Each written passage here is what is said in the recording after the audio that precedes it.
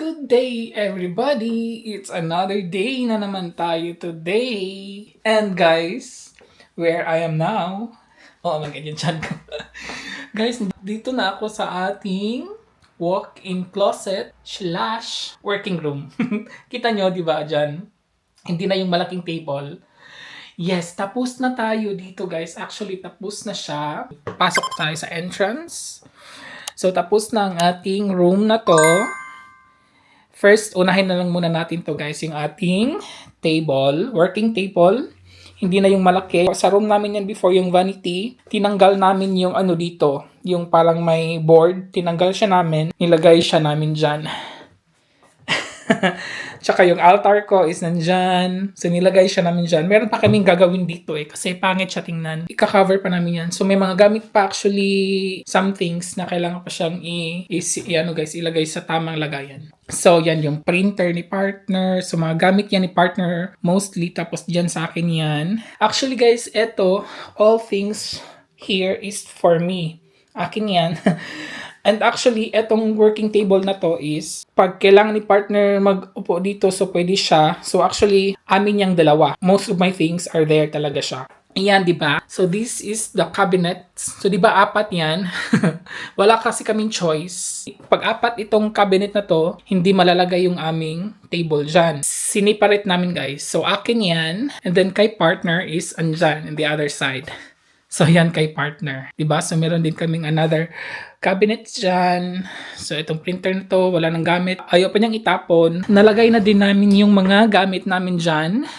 Diba? Nalagay na siya. In the other side, nalagay na din namin. So, check natin kay partner. So, ito kay partner. Nalagay na din namin. At saka in the other side also. And then, ito yung ating cabinet ng ating mga bed sheets. Pag kailangan lang namin ng mga bed sheets, guys, i-ano lang namin to. Ganyan kasi wala na talagang choice. Ang liit lang talaga nito na room na to. So, yan the cabinets for the bed sheets. May electric fan pa dyan. So, yan, di ba? Bed sheets and towels and hand towels and anything else and more. So, again, dito, yan yung mga sapatos namin for winter. Hindi naman siya masyado gamit. So, wala na din choice. Diyan na siya. And then, meron tayong mga books dyan. Mga libro ko yan nung nag-aaral pa ako. And then, yan yung mga maliliit lang na box na kailangan ko minsan. Kaya hindi ko siya maipatapon. Actually, guys, natapos to namin. Mga 4 to 5 days siya namin talaga natapos. Medyo maganda na yung ating working room. Wala nang mga libro. Nag-work na ako dyan kagabi. Medyo comfy naman siya. Pero mas maganda pa din dun sa sa living room. But anyways, kaya to pinagawa namin kasi dito na talaga ako mag-work. Charot. And then itong empty na wall na to, meron pa kaming gagawin dyan pero hindi pa siya hindi pa siya finalized. Charot. So guys, let's go to our bedroom. Bedroom/library na siya talaga. Yes, library na talaga siya guys. Wait. So, pasok na tayo sa ating. So, ayan yung bed namin. In front of us, the books, guys. The books, and the books. Yeah, so TV is in front. Pinatanggal namin yung shelves para malagay siya namin yung TV tsaka yung cabinet dyan. Ang side ni partner again. Let's go to the side of partner. Yes, there, di ba? Kita na yan last time is. Yan, tapos na talaga siya. Wala na tayong choice dyan. Ganyan na talaga siya guys. So yan yung side table ni partner. Eto, hindi niya matapon-tapon kasi pwede daw siyang mag-work dito. Ang liit lang ng niya. Tapos itong chair na yan, so hindi din niya matapon-tapon. Baka mag-work daw siya dito pag nag-work ako doon sa aking table. So yan, mga some papers pa yan na kailangan pa niyang isegregate kaya hindi pa siya matapon-tapon. And then look at my side. Isarado ko yung bintana guys kasi malamig pa. Spring pa naman pero ang lamig na siya parang winter. So kasi sabi ko sa kanya, in my side, I don't want anything. I don't want bookshelves, I don't want cabinets, I don't want books in my side. So kaya yan. So yan lang yung ating side table. Galing yan sa living room, nilagay namin dyan. So may mga gamit pa dyan guys, pang sports. Hindi namin matapon-tapon, I don't know. Tsaka dyan, nagmamassage sa likod namin. pag pagod. So meron tayong diyang pangpalinis ng hangin. So 'di ba natapos din kami. Natapos din kami, 'di ba? Well, okay din naman siya, guys. Actually, guys, mas na siya, mas wider na dito kaysa sa yung with cabinets pa ng mga damit namin. Lalo na dito sa harap namin, sa harap na to is medyo wala talaga siyang space, mga half meter lang. Pero ngayon medyo 1 meter na siya yung space. Na siya, medyo kalat lang siya tingnan because of the books, pero actually mas wider na talaga dito. Pasok tayo sa living room. May mga libro pa doon, guys. Good morning! Naglilinis siya ng ating kusina kasi magluluto ako mamaya. There in my back, 'di ba? So, yan, look at that. Kung gaano karami pa ang libro niya. So, hindi din siya matapon-tapon. No? Kasi wala na talagang space. Diba, kita niyo naman sa sa bedroom namin, wala na talagang space. So, kaya dito wala na choice. Naglagay kami ng 1.5 shelves dito. So, naglagay din kami ng table dyan for me. Para sa akin yan. Pang natin yung mga gamit nating para pang vlog. Yung 3 nating cabinets. So, dyan talaga siya. So, as you can see this before, di ba? Andyan pa rin siya. Hindi din namin siya matapon-tapon. Well, hindi din naman talaga namin siya itapon. Para mas maganda siya tingnan. Iniba ni partner yung mga books. Hindi na yung mga malalaki para hindi siya medyo puno tingnan. Yun ang ating day. Tapos na talaga siya. Natulog kami dito sa living room 5 days. 5 nights, I think. Yes, mga 4 nights pala. Yun ang ganap natin for today. And magluluto ako. Alam niyo kung anong lulutuin ko? Meron ako dito. Di ba? Alam niyo yan, guys? Oh, yung maliit na yung maliliit na shrimp, yung maliliit talaga. Yung uyap ba yun sa atin? Sa Cebu? Gagawin ko siyang ukoy. Sino may alam ng ukoy dyan? It's been a long time, guys. Tapos kahapon nakabili ako ng yung udlot ng guys, sa broccoli. Masarap to sila. Iba-blanch ko lang to. Yung aking ingredients for the ukoy. Ukoy, di ba? Ito lang. Onions and spring onions. Simple lang ito na ingredients, guys. Kasi you know naman me, tamad, di ba? Ayoko nang masyadong madaming cheche-boreche, di ba? So, malinis na ang ating uyap. Uyap ba to? O basta, guys, maliit na shrimp.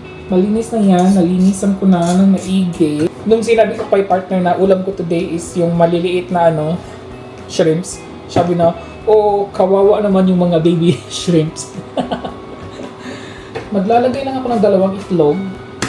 Tapos, ang sabi pa ni partner, pag nagsa-start na daw ako magluto, dapat i-close ko daw yung lahat ng windows. Yung exhaust fan is naka-on, at saka itong window na to dito, dapat naka-open. Kasi din naman, guys, mabaho din naman talaga. So, lunod na natin yung ating spring onions. Maglalagay nga pala ako ng crispy fry. Instead of flour, crispy fry ang ilalagay ko, guys, para hindi na ako masyado maglalagay ng asin at saka pepper. Pero maglalagay pa din ako. Hindi ko masyado dadamihan kasi gusto ko ma-feel yung mga shrimps, di ba? Wait, maglalagay din nga pala ako ng cornstarch para crispy. Mga ganito lang.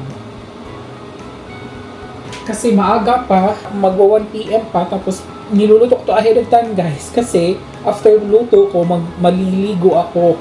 Kasi didikit na naman yung baho, di ba? So asin, maliit lang yung asin yung lalagay ko. Kasi may crispy fry naman tayo. And then pepper, madaming pepper, guys. Well, yung crispy fry, may mga peppers na din naman yun, di ba? Yan. And then, ito lang siya. I think kulang ako ng liquid. I think tama lang siya.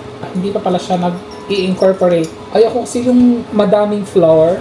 Mga ganyan na talaga siya, guys. Hindi siya masyado. Maglalagay na ako ng oil. Oh my God, excited na ako. Ang tagal na akong hindi nakakakain nito. Oh my God. Ilang years na ako dito? 6 years. So, 6 years, guys. Kasi pag uwi ka ng Pinas, alam mo, sa dami mong gustong kakainin. Tapos pagdating mo doon, malilimutan mo talaga kung ano yung mga gustong mong kakainin.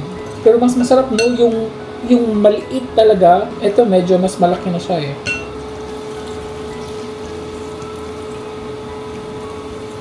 Kaya hindi ito magdidikit. Uy, may isda pa akong nakita Ang liit ng isda. I think galing to Thailand. Ayan, diba? Oh my God. Look at this. Uy naman. Ang liit niya, no? Pero mas maliit pa dyan, mas masarap I think. Yan. OMG naman ito eh. Another craving satisfied. Unlock na naman tayo again. Nung kahapon pumunta ako ng Asia store, naghanap ako nito ulit. Wala na. Meron sila yung parang bulinaw. Kukuha sana ako, pero hindi siya same sa atin eh. Yung bulinaw talaga sa atin.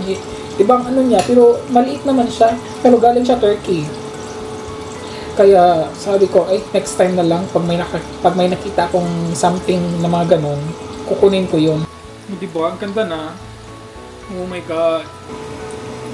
Sabi ni Partner, kawawa naman yung mga yung mga baby shrimps.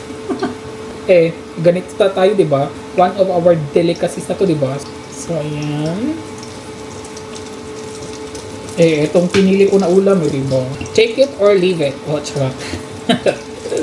Ang dami kong nilagay na onions. Tsaka spring onions. Masarap to. Maglagay sana ako ng tomato. Sabi ko, ay, baka ma-overpower na yung shrimp. Gusto ko kasing makataste ng ukoy talaga. Kaya hindi ko siya masyado dinamihan ng flour. Kasi craving satisfied ko, di ba? Excited na ako mag-try. Pero kailangan ko pang gumawa ng sauce. Tapos dadamihan ko ng garlic. And look at this, everybody. It looks so good. So yung sauce ko is onions and garlic lang. Tapos pinakurat. Look at this, our shakoy. Our ukoy. Look at this, guys. Tingnan natin kung ano ang nasa loob niya.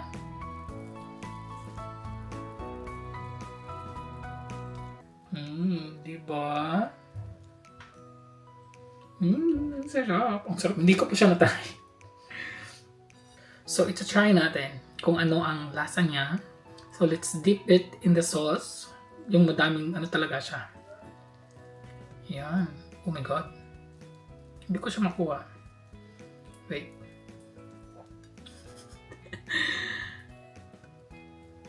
Look at this, the sauce. It's there.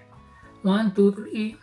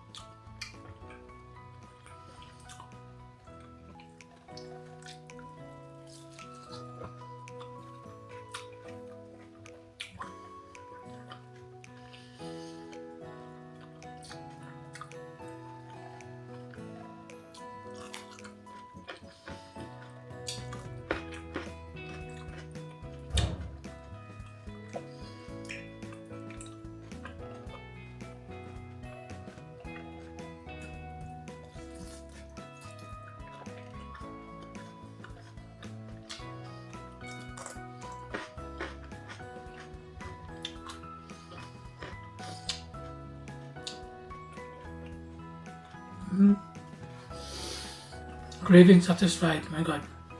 Dip it in the sauce.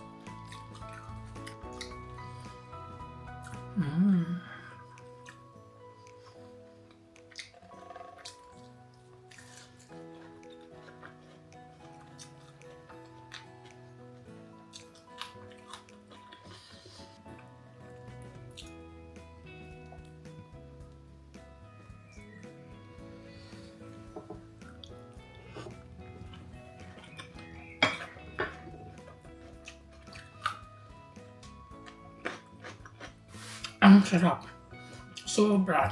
Nothing can compare. Yung crispy fry, you can taste it. Ang sarap niya, guys. Malinam-nam. The sauce. So, ayun po. Ang sarap-sarap. Thank you for watching.